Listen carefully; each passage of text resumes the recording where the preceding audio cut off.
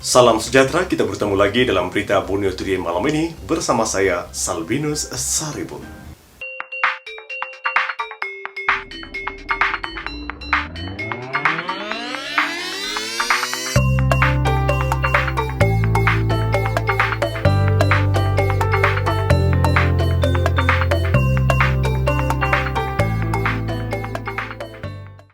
Sabah mencatatkan 15 kes baharu COVID-19, menjadikan 197 kes kesemuanya hari ini. Pertambahan 15 kes baru COVID-19 di Sabah hari ini menjadikan jumlah kes keseluruhan kes di negeri ini meningkat kepada 197 kes berbanding 182 kes semalam. Menteri Kesihatan dan Kesejahteraan Rakyat Datuk Frankie pun berkata setakat ini 16 daripada 25 daerah di Sabah merekodkan kes positif COVID-19 termasuk satu daerah baharu iaitu Keningau yang mencatat kes pertama hari ini. Setakat ini hanya 5 daerah menunjukkan pertambahan kes baharu iaitu masing-masing 4 kes di Tawau dan Sandakan, 3 kes di Kota Kinabalu dan Kinabatangan serta 1 kes di Keningau. Tawau kekal daerah yang mencatatkan kes tertinggi di Sabah dengan 57 kes. Manakala Lahad Datu kekal 34 kes, Kota Kinabalu 29 kes, Sandakan 15 kes, Kinabatangan 14 kes, diikuti dengan Tuaran 12 kes, 7 kes di Beaufort dan Kunak serta 6 kes di Putatan. Manakala 5 kes di Kota Belud, 4 kes di Sipitang, 2 kes masing-masing di Papar dan Ranau serta 1 kes di Sempurna dan Penampang. Sehingga kini 9 kes telah pulih sepenuhnya di Sabah iaitu 6 di Lahad Datu dan 3 di Sandakan. Sehingga kini Kementerian Kesihatan melaporkan 27 kematian di seluruh Malaysia termasuk 1 kes kematian hari ini. Untuk hari ini, 159 kes baharu COVID-19 dilaporkan menjadikan jumlah keseluruhan kes positif COVID-19 di Malaysia sebanyak 2,320 kes termasuk 320 kes yang telah pulih sepenuhnya. Sebanyak 73 kes dirawat di unit rawatan rapi dan 54 kes memerlukan bantuan alat pernafasan. Pengarah Jabatan Air Negeri Sabah JANS, Dato' Majid Singh berkata peruntukan 200 juta bagi menaik taraf kemurahan infrastruktur dan mengatasi masalah bekalan air yang diumumkan dalam pakej bantuan COVID-19 Sabah Rabu lalu adalah langkah tepat bagi membantu rakyat yang terjejas. Peruntukan itu digunakan JANS untuk membekalkan tangki-tangki statik berkapasiti 5,000 atau 10,000 galen di kawasan-kawasan yang berdepan masalah kekurangan bekalan air, khususnya di Tawau dan Kinarut yang baru berdepan dengan kekurangan bekalan keperluan asas itu. Apa yang boleh dilakukan dengan bantuan pakej ransangan tersebut daripada kerajaan negeri adalah Jabatan Air boleh memberi ataupun membeli tangki-tangki air statik. Okay? Dengan penggunaan tangki-tangki air statik ini, kita boleh letakkan di kawasan-kawasan panas untuk penduduk-penduduk mengambil air. Daripada jika dibekalkan setiap rumah sebuah tangki. Jadi dengan pakej ransangan begini, dia boleh memberi bantuan kepada penduduk-penduduk di kawasan hotspot, di mana mereka boleh dibekalkan dengan air dengan cepat melalui lori-lori tangka, lori-lori tangki. Datuk Amarjid berkata demikian kepada BTTV di Pejabat JANS di Kota Kinabalu hari ini. Katanya sebelum ini tangki statik turut ditempatkan di Bugaya Sempurna, Kuala Penyu dan Pulau Behala Sandakan. Menurutnya apabila berlaku kemarau, JANS akan mengisi air di tangki statik tersebut untuk kegunaan semua penduduk di kawasan berkenaan. Ucapan terima kasih kepada Kerajaan Negeri Sabah. Ketua Menteri telah pun melancarkan pakej bantuan ransangan Sabah COVID-19 di dalam kategori 3 iaitu memperkukuh perniagaan serta menambah kualiti infrastruktur dan kemudahan asas luar bandar iaitu di mana 200 juta ringgit telah pun diperuntukkan. Jabatan Air Negeri Sabah amat terharu dengan rasa simpati Kerajaan Negeri Sabah kerana dengan... Datuk Majid juga menasihatkan orang ramai yang berdepan masalah kekurangan bekalan air supaya menghubungi talian khidmat pelanggan JANS yang beroperasi selama 24 jam di talian 088 326 888.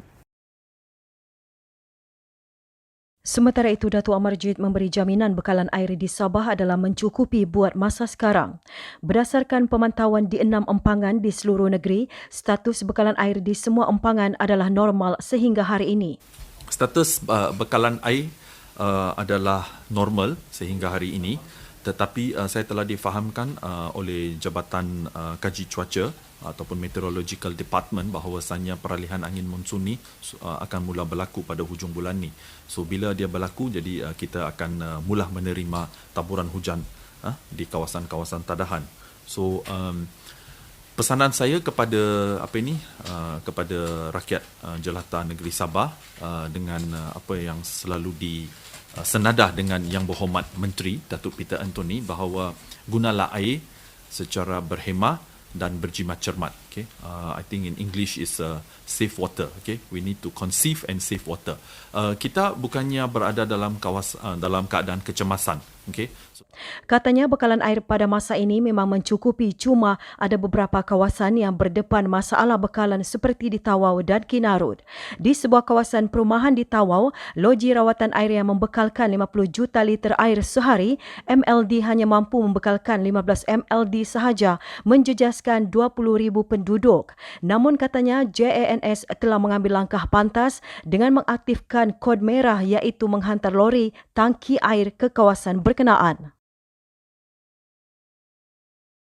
Seorang lelaki tempatan berumur 34 tahun menjadi individu pertama ditahan kerana mengingkari perintah kawalan pergerakan di Tawau.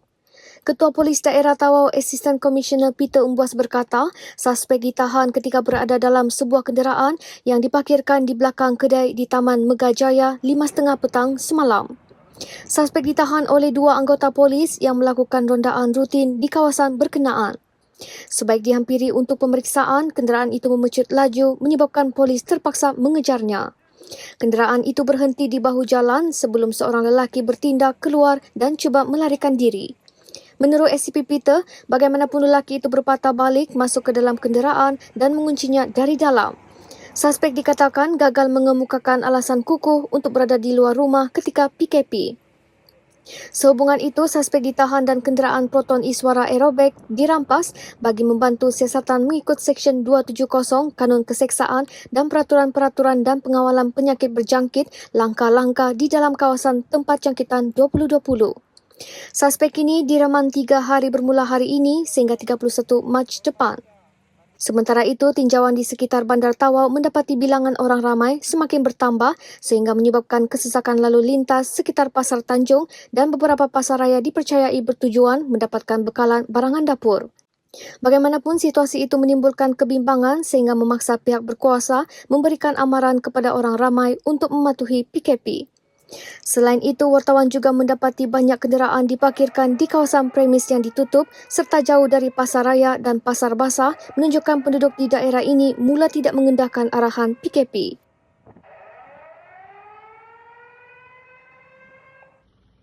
Di Sandakan, polis menahan 8 individu di 3 lokasi berasingan semalam kerana melanggar PKP.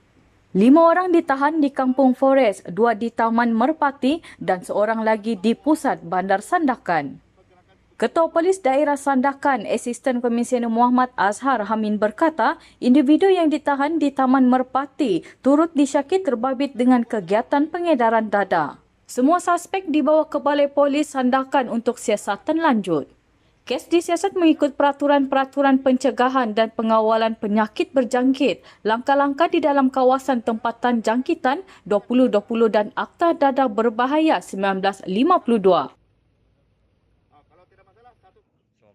Pemberhentian perkhidmatan pengangkutan awam laut iaitu feri penumpang dan bot laju dari Labuan ke Sabah dan Sarawak yang berkuat kuasa sejak 24 Mac lalu dilanjutkan sehingga tempoh perintah kawalan pergerakan PKP tamat pada 14 April. Jadual pelayaran feri kenderaan yang telah dikurangkan kepada 1 perjalanan bermula 24 Mac lepas untuk 4 feri yang beroperasi dari Labuan menumbuk Labuan berbanding 3 perjalanan sebelum ini juga akan kekal sehingga PKP berakhir. Arahan itu akan dikeluarkan Jabatan Laut Malaysia Labuan Isnin depan kepada pengusaha feri Juta Bonus Development Sendirian Berhad yang mendalikan feri Galaxy dan Labuan Mainland Link Sendirian Berhad dengan 3 ferinya iaitu Kimanis 1, Putrajaya 1 dan Goodwill Star. Pengarahnya Benjamin Bernard Bijion berkata arahan itu untuk mengurangkan bilangan penumpang di Terminal Feri Antarabangsa Labuan yang menjadi pintu masuk dari Tanah Besar Sabah, Sarawak dan Brunei. Katanya penumpang yang merancang untuk ke Kota Kinabalu, Menumbuk dan Sipitang ke Sabah serta Limbang dan Lawas di Sarawak melalui Terminal Feri Antarabangsa Labuan diingatkan agar mengikuti pelayaran feri kenderaan feri Ro-Ro. Langkah itu adalah selaras dengan PKP yang bermula 18 Mac sehingga 14 April bagi membendung penularan wabak COVID-19. Sementara itu, Setiausaha Kerajaan Negeri Datuk Safar Untung dalam satu kenyataan semalam menjelaskan semua pergerakan dan pengangkutan di antara daerah bagi perkhidmatan dan barangan keperluan atau essential services and goods seperti bahan makanan, sayur-sayuran, ikan dan seumpamanya adalah dibenarkan dan tidak disekat. Kerajaan negeri juga tidak menghalang pergerakan dan pengangkutan barangan dan perkhidmatan keperluan seharian di antara negeri dan negara jiran tertakluk kepada peraturan dan perundangan sedia ada. Sementara itu, ada penduduk mengambil inisiatif sendiri untuk mengelak pengguna jalan raya melarikan diri dari sekatan polis. Di Tambunan, penduduk kampung bertindak menutup sebatang jalan kecil di Kampung Kinabaan dengan penghadang jalan besi bagi membolehkan pihak berkuasa memantau pergerakan orang awam di jalan utama sahaja. Misi menyalurkan bantuan daripada Kerajaan Sabah kepada penduduk yang terjejas akibat Perintah Kawalan Pergerakan PKP diteruskan di seluruh pelosok Sabah. Dipapar bantuan lebih 1,000 kampit beras serta barangan keperluan seharian disampaikan kepada penduduk di sekitar daerah itu. Penyampaian bantuan disempurnakan Menteri Pembangunan Infrastruktur Sabah merangkap Naib Presiden Parti Warisan Sabah, Datuk Peter Anthony semalam. Dan bagi pihak kerajaan kami berharap agar sumbangan ini dapatlah meringankan sedikit beban mereka dan saya berharap kepada semua jawatan kuasa yang ditugaskan bagi mengagihkan sumbangan ini agar berilah kepada sesiapa sahaja yang memerlukan tanpa memilih fahaman politik dan juga agama. Oleh kerana ini adalah tujuan kita bagi membantu sesiapa sahaja yang memerlukan bantuan kita. Dan saya akan pastikan bahawa sekiranya ada di antara lagi yang masih belum menerima sumbangan ini akan kita berikan, akan kita sumbangkan kemudian. Oleh kerana 3-4 hari yang lepas sasaran kita di kawasan-kawasan pedalaman. Kami mengucapkan terima kasihlah. Dan ini adalah satu pemimpin yang kita begitu kita pujilah, bagi kepujian kepada beliau walaupun dia bukan seorang yang sebagai wakil rakyat di sini, tetapi kepresidenan beliau terhadap kepada semua orang-orang KDM yang ada di Papar ini kami ucapkan terima kasihlah. 200 keluarga dari 3 kampung menerima bantuan makanan yang disampaikan Timbalan Ketua Menteri Datuk Christina Liew. Kampung berkenaan ialah Lokurai, Pulau Gaya, Kampung Sabang Numbak, Sepanggar dan Kampung Bukit Bendera.